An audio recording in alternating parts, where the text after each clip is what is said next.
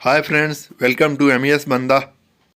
जैसा कि आपका डिमांड था कि पेपर टू सिविल इंजीनियरिंग पे वीडियो बनाया जाए, तो पेपर टू का जो मेमोरी बेस्ड क्वेश्चन है उस पे ये वीडियो है। इससे पहले मैं जनरल इंजीनियरिंग का memory based and paper two civil engineering का पार्ट वन अपलोड कर चुका हूँ। आप डिस्क्रिप्शन बॉक्स में दिए गए लिंक से वीडियो को देख सकते हैं। इस वीडियो में जो सब्जेक्ट पार्ट वन में कवर नहीं हुए थे उनको मैं कवर करूँगा।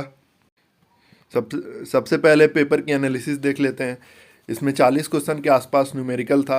फिर आपका 25 क्वेश्चन के आसपास स्टेटमेंट बेस्ड क्वेश्चन था, जिसमें कौन बताना था कि कौन सा स्टेटमेंट सही है कौन सा गलत है।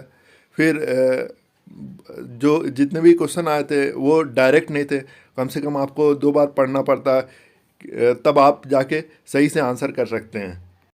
तो पेपर का जो लेवल था वो आपका मॉडरेट था। जो न्यूमेरिकल्स थे वो फार्मूला बेस्ड ही थे।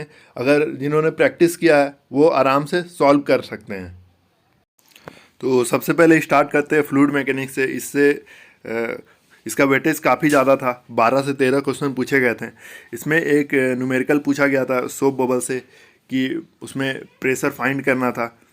दूसरा क्वेश्चन पूछा गया था कौन सा डिवाइस यूज होता है open channel flow and pipe flow के डिस्चार्ज को मेजर करने के लिए।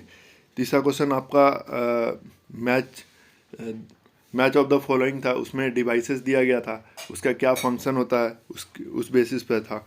फिर आपका एक क्वेश्चन था सीवर पे, जिसमें ये आपका इन्वायरमेंट का क्वेश्चन हो गया, जिसमें ये बताना था कि स्टेप बाय स्टेप प्रोसेस इसमें कौन सा गलत है।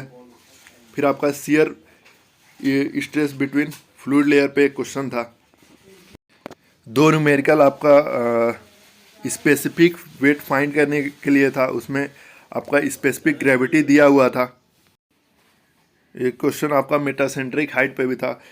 मेटासेंट्रिक हाइट और आपका सेंटर ऑफ ग्रेविटी और सेंटर ऑफ बायोन्सी के बीच में जो रिलेशन है फ्लोटिंग बॉडी सबमर्ज्ड बॉडी के लिए, ये आप ज़रूर से देख लें, क्योंकि ये क्वेश्चन आपका पेपर 1 में भी आएगा, पेपर 2 में भी आएगा। एक आपका स्टेटमेंट बेस्ड क्वेश्चन था हाइड्रोलिक ग्रेडियंट लाइन पे। फिर सडन एक्सपेंशन एंड कॉन्ट्रैक्शन पे लॉस वाला एक क्वेश्चन था, वो भी स्टेटमेंट बेस्ड था। फिर आपका एक इम्पल्स टरबाइन पे क्वेश्चन था, उसका एग्जांपल पूछा गया था। फिर एक क्वेश्चन था ऑड वन आउट, उसमें बहुत सारा कांस्टेंट दिया गया था, उसमें पूछा गया था कौन सा यूनिट लेस है। और एक क्वेश्चन आपका हाइड्रोलिक रेडियस पर था। वीडियो थोड़ा लंबा हो सकता है, लेकिन आप वीडियो को लास्ट तक जरूर देखें। हो सकता है कि आपके पेपर में भी इन टॉपिक से रिलेटेड क्वेश्चन आए। अब हाइड्रोलॉजी से कुछ क्वेश्चंस देख लेते हैं। इसमें आपका एक न्यूमेरिकल पूछा गया था इनफिल्ट्रेशन रेट पर। दूसरा था कि इफेक्टिव रेनफॉल कितना है, उस पर भी एक न्यूमेरिकल था। एक क्वेश्चन आपका टाइप ऑफ रेनगोज पे था। और एक क्वेश्चन जो था वो आपका रिकॉर्डिंग रेनगोज पे डायग्राम दिया हुआ था, उसको पहचानना था। अगला सब्जेक्ट है आपका एस्टिमेशन एंड कॉस्टिंग। इससे भी 10 से 11 क्वेश्चन पूछे गए थे। इसमें आपका यूनिट ऑफ मेजरमेंट था, जिसमें बताना था कि कौन सा इसमें से डिफरेंट यूनिट है, ऑड वन आउट का क्वेश्चन था। फिर आपका कैनल लाइनिंग दिया हुआ था, उसका एरिया निकालना था, मतलब ट्रेपेजॉइडल कैनल दिया हुआ था। थर्ड था आपका कि एरिया ऑफ प्लास्टरिंग दिया था, वाल दिया हुआ था, उसमें कितना प्लास्टरिंग होगा इन दोनों साइड पर। एक क्वेश्चन सप्लीमेंट्री एस्टिमेट पे था, स्टेटमेंट बेस्ड था वो। फिर आपका मैच द फॉलोइंग क्वेश्चन आया हुआ था, उसमें ऑब्सोलेंस, एन्यूटी, परपेचुअल एन्यूटी, ये सब टर्म्स था जिसको मैच करना था। फिर आपका वैल्यूएशन से क्वेश्चन था जिसका न्यूमेरिकल आपका काफ़ी लॉन्ग था। फिर एक क्वेश्चन था आपका सिम्पसन मेथड से, उसमें एरिया को फाइंड करना था। और नेक्स्ट जो एक क्वेश्चन आया था उसमें वेट ऑफ वाटर निकालना था, 20 mm एग्रीगेट दिया हुआ था, लेकिन वो थोड़ा सा डिफ़िकल्ट प्रॉब्लम था। अब कुछ स्टील के क्वेश्चन देखते हैं। स्टील के क्वेश्चन में आपका एक न्यूमेरिकल प्रॉब्लम था, उसमें नेट सेक्शनल एरिया निकालना था, जिसमें होल ऑफ डायमीटर और ग्रॉस सेक्शन उसका दिया हुआ था। फिर आपका लेंथ ऑफ मेंबर निकालना था इन रिवर्सल केस, उसमें डायमीटर ऑफ मेंबर दिया हुआ था। फिर परसेंटेज कार्बन का एक क्वेश्चन था। फिर उसके बाद एक क्रिपलिंग लोड पे न्यूमेरिकल था। एक क्वेश्चन आपका प्लेट गर्डर पे था। अब आरसीसी के कुछ क्वेश्चंस देख लेते हैं। इसमें भी 9 से 10 क्वेश्चन आपका पूछा गया था। एक क्वेश्चन आपका कॉलम पे था कोडल प्रोविज़न पर, जो कि उसमें बताना था कि कौन सा स्टेटमेंट इनकरेक्ट है। फिर दूसरा क्वेश्चन था एक हेलिकल कॉलम पे, उसमें पिच डायमीटर सारा प्रोविज़न दिया हुआ था, तो उसमें बताना था कि कौन सा इनकरेक्ट स्टेटमेंट है।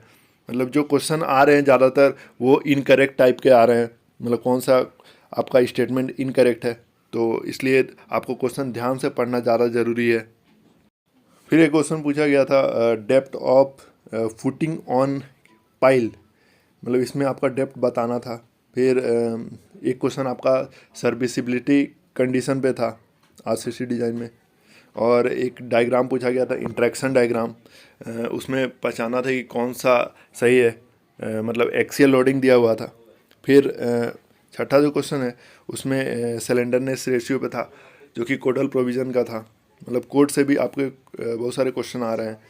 फिर आपका span bye effective depth ratio पूछा गया था सिंपली सपोर्टेड बीम के लिए, तो ये भी आपका कोडल प्रोविज़न से क्वेश्चन था। फिर lateral stability slenderness ratio slenderness limit for cantilever beam पूछा गया था, ये भी आपका कोडल प्रोविज़न का है। फिर target mean strength of M40 concrete निकालने के लिए बोला गया था। इसमें आपको स्टैंडर्ड डेविएशन का वैल्यू नहीं दिया हुआ था, वो आपको याद होना चाहिए। मतलब M40 है तो उसके लिए 5 होगा स्टैंडर्ड डेविएशन का वैल्यू, तो उसके बाद आप टारगेट मीन स्ट्रेंथ निकाल सकते हैं। नेक्स्ट हम लोग देखते हैं इन्वायरमेंटल इंजीनियरिंग के। इससे भी 3 से 5 क्वेश्चन आए हुए थे। एक तो आपका सीवर डिज़ाइन का था जो न्यूमेरिकल था, और एक आपका अलाइनमेंट पे था सीवर डिज़ाइन का। आज जो क्वेश्चन था वो न्यूमेरिकल बेस्ड था, उसमें अमाउंट ऑफ पॉल्यूटेंट गैस निकालना था, तो बाकी सब पैरामीटर दिए हुए थे, इसमें सिंपली सारे पैरामीटर को मल्टीप्लाई करना था। एक क्वेश्चन आपका एरेशन पे था। उसके बाद जो दूसरा क्वेश्चन था वो सेकेंडरी पॉल्यूटेंट पे पूछा गया था, which of the following is incorrect. Highway में 2 से 3 क्वेश्चन पूछे गए थे। एक आपका न्यूमेरिकल था ब्रेकिंग डिस्टेंस पे, एक स्टेटमेंट बेस्ड क्वेश्चन था स्लोप ऑफ कैम्बर पे, और एक न्यूमेरिकल बेस्ड क्वेश्चन था जो कि थोड़ा सा डिफ़िकल्ट था। तो मैं अभी तक 100+ मेमोरी बेस्ड क्वेश्चन कवर कर चुका हूँ। उम्मीद करता हूँ कि आपको इन क्वेश्चन से काफ़ी मदद मिलेगी। आपका इसी तरह का सपोर्ट रहा तो आने वाले शिफ्ट का भी मैं वीडियो बनाऊँगा। Analysis and update for different AE and JEE exam के लिए आप चैनल को सब्सक्राइब कर दीजिए, ताकि आपको इन्फॉर्मेशन टाइम टू टाइम मिलते रहे। Thanks for watching this video. जय हिंद।